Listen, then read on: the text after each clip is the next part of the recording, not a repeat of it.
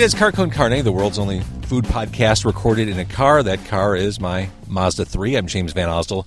And sitting shotgun this week is comedian, commentator, all-around good guy, Felonious Munk. All-around good guy. We can start with that. Yeah, that's me. So we're at Jim's Original on a cold, wet, miserable day in Chicago. Absolutely. Now, to be fair, we were expecting Snowmageddon. So it's just cold, wet, and rainy, so this is fine. It's Chicago. We're Yeah, good. exactly. So Jim's Original, this is like ground zero for the Maxwell Street Polish. This is it. This is the original, dating back to 1943. You can eat like a king for not a lot of money here. Yeah, I think I played $4. But you're not doing the Polish. No, I did a burger first. The Polish comes later. The burger first. Yes. So this I'm a fat person on the inside. You are. Yeah. For people who haven't seen me, I weigh as much as this microphone soaking wet. And I eat 17 times a day. You're one of those guys with those freaky metabolisms. Absolutely. I hate you. I understand. I've accepted that. You've come to terms with that? I've accepted. Most people do. So the thing about Jim's, one of those places, they just wrap up the fries with everything else, and you order a Polish, you get a nice, healthy side, and healthy in terms of size, not in terms of Well, it's dietary. definitely not healthy. Yeah. And I guess we just start eating and talking. You know, every time I talk to you, you're a very funny dude, Felonious.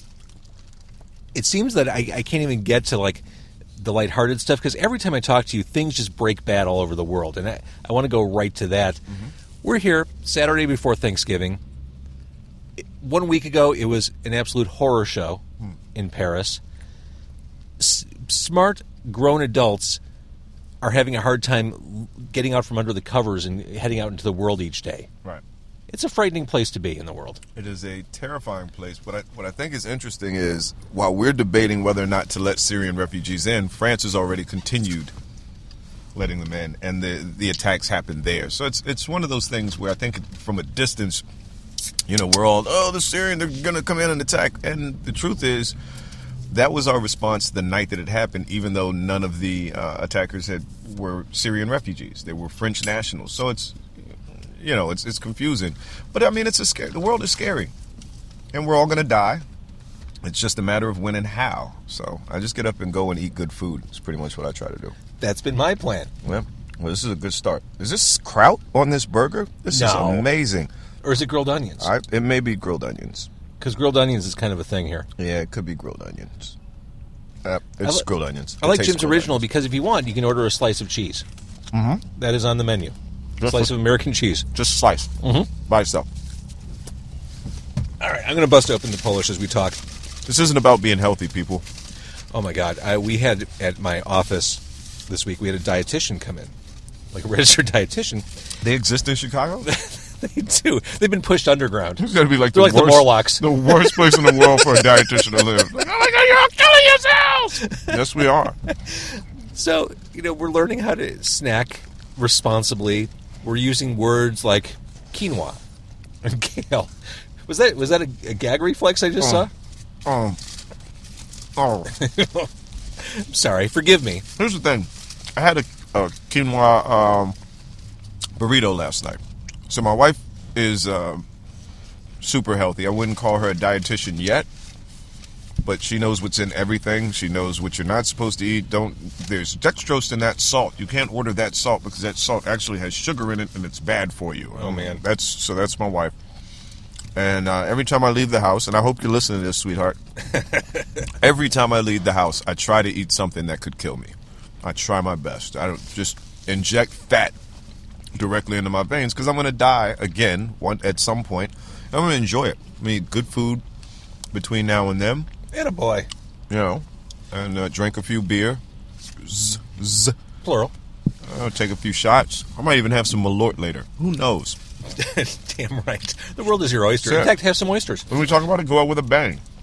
I want you to appreciate this. I don't want you to appreciate the way I've eaten this, but look how gigantic this Polish is. Look at the girth on this thing. A big girthy sausage. Yeah, okay. but I mean, for $5, and thank you. I waited months for you to say that to me. For $5, I get this gigantic Maxwell Street Polish with the mustard, the grilled onions, and fries. This is a total deal. And it's right off South Union. It's right off of Roosevelt. Yeah, so if you're on the way to the cell, this is like a go-to. It's perfect before spot. a Sox game. And really, I mean, it's just west of the Loop. Just a little It's right southwest. there. Mm-hmm. It's right there. We can pop off the highway, pop over here, or just going up Roosevelt. It's right by UIC. And oh my God, I went to... And all the fries are bag fries. Every fry is a bag fry, basically, because it's just thrown in a bag. It's beautiful.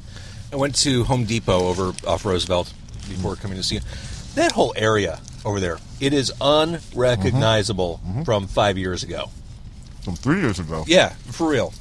I got here 3 years ago, and that area was, I guess they were starting. They had a way to go. They had a long way to go. Now it's beautiful over there. I would be talking more, but it's pretty much. Yeah, you almost made your burger disappear. This Polish is not a quick, not a quick eat. No, that's you're gonna be there for a minute. Your beard's looking ferocious, by the way. I do a pretty good job of maintaining it. Wintertime is the toughest time. There's the wind and the cold. It's very season appropriate, I think. It is. Now it looks like I'm supposed to have this thing. Now no one goes, Are you gonna blow up my plane? No, I'm trying to keep my face warm, but thank you. Speaking of which, I'm sitting here waiting for you. And I don't mean to say like I was waiting for it. I come early to get set up. I've got my car doors open. I'm unspooling these long cables. I've got this box of electronics. Yeah. I've got these clamps that are not familiar things if you just see them out of the corner of your eye. Yeah. I did get a couple looks over here. As well you should. Fair I enough. just want to remind people that the 9/11 hijackers were all clean-shaven. Like me. Like you. So who's the real threat here, buddy? It's clearly me.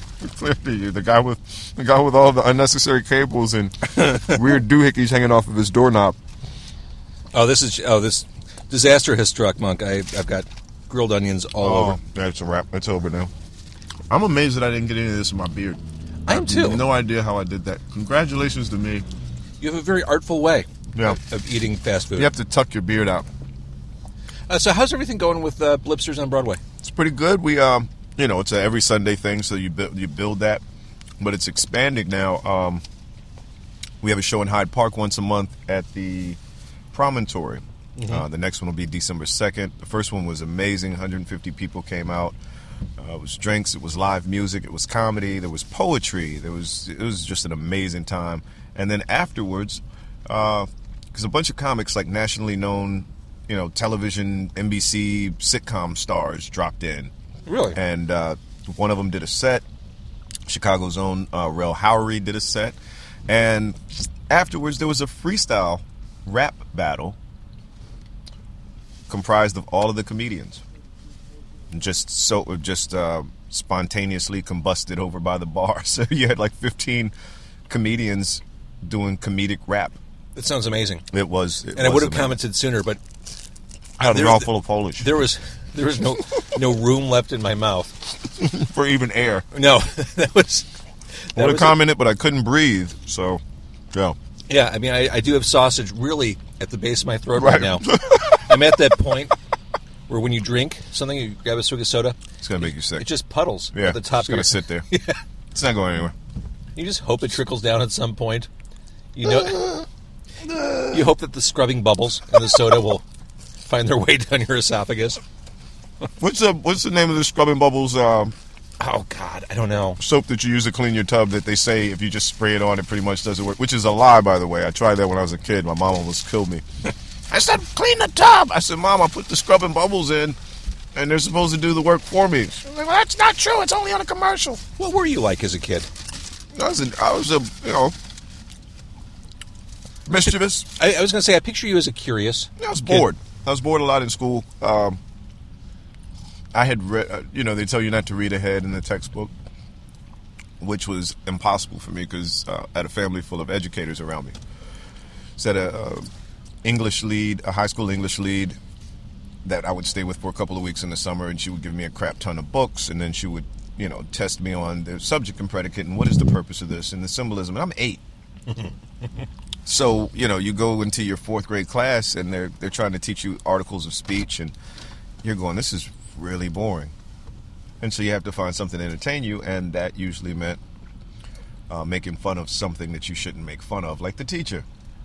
But yeah, so that was the kind of kid I was. Most stuff I could do that if it took the average kid an hour to do it, I could do it in 15 minutes.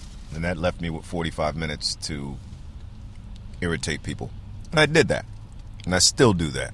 I have two till kids. This day. I have two kids. One's 13, one's 9. The 9-year-old is just at that point with her math homework where I can no longer help her.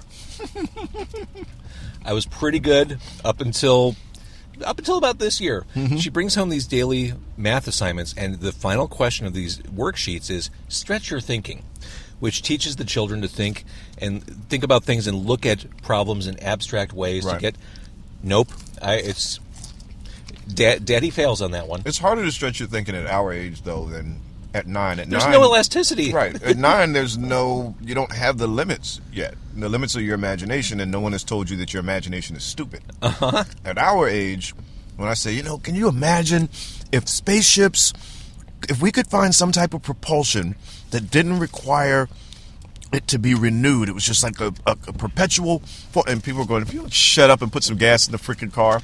But if a 9-year-old does that, you go, maybe one day you'll create that. Uh-huh. And so, yeah, they can stretch. And I encourage it. Stretch. My daughter's 11 Thursday. I know that because she was born the day of the Malice in the Palace with Ron Artest. So she was born Thursday the 19th. And I'm just looking at this kid. We're having a conversation, and I don't recognize my little girl anymore. She's way more articulate than I ever was at that age. Her reasoning skills, way better, and her control over her emotions at 11, way better than mine was. So I have no idea. Done. Yeah, to her mom, I'm a jerk. I mean, not a jerk, but I encourage her to be funny. Her mom encourages her to be responsible. So, sense of humor, I think you'd probably agree. Sense of humor is kind of a survival skill. Absolutely. My sense of humor came from nerves. Whenever I was nervous, I would fire off jokes to try to get back into, at least feel like I was in control of the situation. Because making someone laugh is the ultimate form of mind control. Laughter is just a nervous reaction to something, or it's a reflex. Anytime you hear someone laugh, it's a reflex to something they weren't expecting. So if I can make you do that, I control your reflexes. Were you one of those guys, and I think I was, and to some extent still am, I tend to maybe nervously fill space. Mm-hmm. When there's dead air in a conversation, to use a broadcast term, I tend to try and fill it up. I hate that awkward silence. I can only be silent in two situations. One, if I'm working really hard, you can do anything you want to around me. I'm tuning you out, and I can work perfectly fine there. And my wife and I can sit side by side on the couch and not say a word. Those are the only two times. But those are two places where I'm extremely comfortable. Right. Even on stage, I can be quiet. There's comics like I have to keep the laughter going. I don't feel that pressure to keep the laughter going. Sometimes I'll stop so I can set up the next thing. Well, that gives you more control on stage, gives you more control. Right. So, but in a conversation, just in a person-to-person conversation with no audience, I absolutely get really weirded out by, well, why did everyone stop talking? I think job interviewers have that figured out. So they stop talking to see how you react? Oh, I want to punch him in the throat for that. How about it? Don't play mind games with me. Speaking of job interviewers, this is something I realized over the past several years. I think everyone working in human resources, every recruiter, is fresh out of college. Every single one. It's not me, right? No. They're all like 23 years old, and they're interviewing people twice their age with twice the life experience. I find that, obviously, it works for corporate America. There's something to it, but... Well, it keeps the costs down in HR.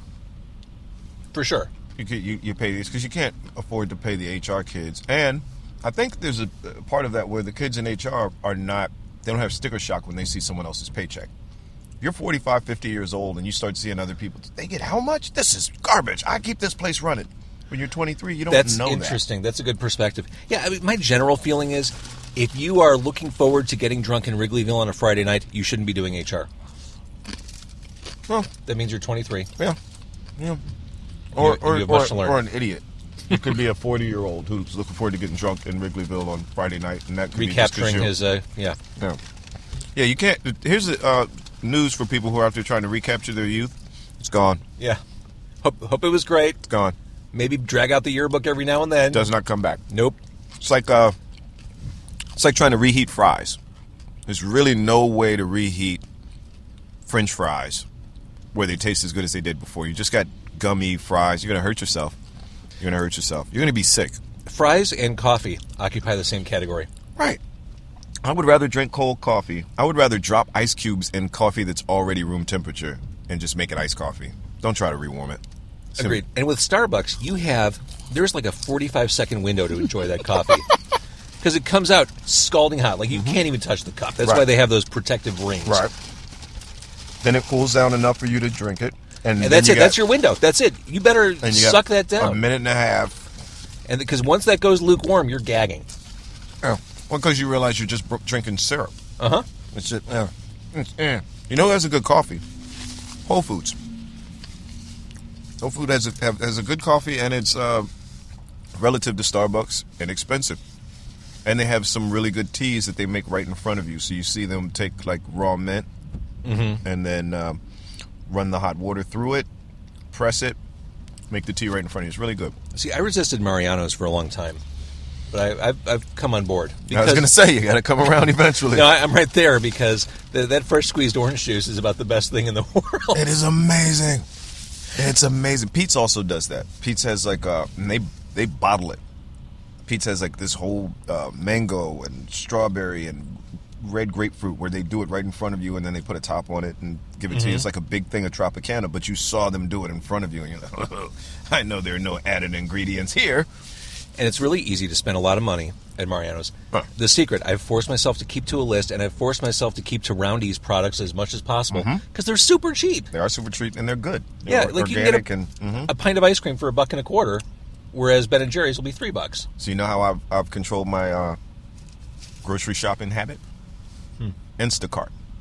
I pay $100 a year for the delivery. I never get more than I'm supposed to get on the list. And if I want to get like organic food, which only lasts 2-3 days, so I can shop 3 times a week without leaving the house. If my wife needs something from the store, I'll pick up a sixer, get her something from the store, get some food for the weekend. I can order that Friday at 12 o'clock. It'll be at the house when I get home. Now, to be fair, you're always busy. I am extremely busy. Yeah. Like I don't see you making time to go grocery shopping. I'm not going to do it. People say, well, your wife could. You know what I figured out? Things that I wouldn't do, I won't ask her to do. People always say, well, it's the yin and the yang. She should want to do the things that That's not normal. Like, people aren't always your exact opposite. So it would just be weird. Yeah, if I don't want to go grocery shopping, my assumption is people probably don't enjoy this. And I ask her, do you like going grocery shopping? I hate it. Okay, well, let's not go grocery shopping. And that's why Mariano's serves liquor. And that's why Mariano's serves liquor. That will keep you there. I learned that. They will keep you there. That's why they have drink holders in the carts. Isn't that amazing? How brilliant was... That's a very Midwest thing, though. In the Midwest... I could see that in California. Probably in Cali. Cali's a little laid back. But here's the thing I've noticed about living in the Midwest versus the East Coast. The East Coast assumes the worst of people.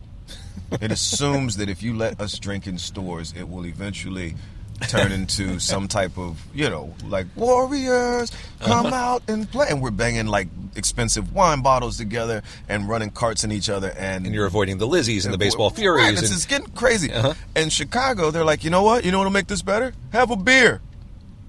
That would make this better. You are correct. Hey, you know what makes walking around on a pier, out on the water, really fun? A beer. You are correct, sir. You get 16 ounces, $3.50. $3.50. You see that? Did you hear that Chicago come out right there? $3.50. It's a great deal. Come on. That's a very Chicago thing. They're like, you can have a beer with Chicago. And it's like, hey, we're getting on the off ramp. Looks like there's some traffic. Don't worry about it. Have a beer. See, that's the thing. The craft beer wave and enthusiasm never felt Chicago to me. Right. That kind of indie rock. Right. Way to approach beer drinking. That seemed antithetical to what Chicago's always been. Chicago is to me, it feels like a very traditional but large city.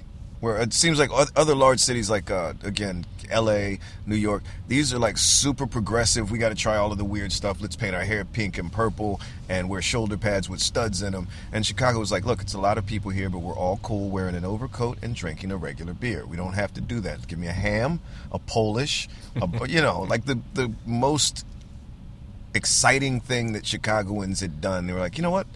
Let's put peppers on our hot dog. Let's do that. Let's just put everything on our hot dogs. There it is. That's a Chicago dog.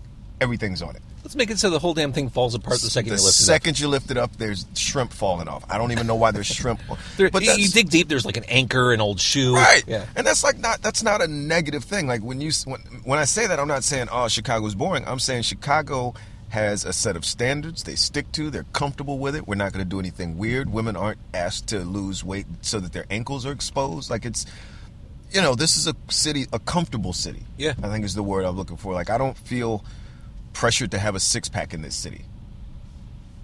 No, not unless it's old style, my friend. Yeah, six-pack. You want a six-pack? It's an actual beer. Right? Not none of that Nancy Boy ab thing. It's a beer. Nancy Boy. I think you just showed your age.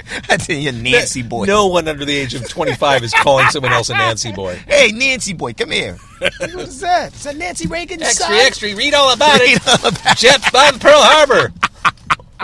Oh, that is awesome. All right, so Touch Vision is where we can see you. Every day. Which is fantastic. There's never enough Felonious Munk, but there you are every day. Never enough. And even with me being there every day, you still are underserved the traditional amount of Felonious Munk servings per day. I think the USDA suggests way more than whatever they're giving you on Touch Vision. Well, I think your commentary is fabulous.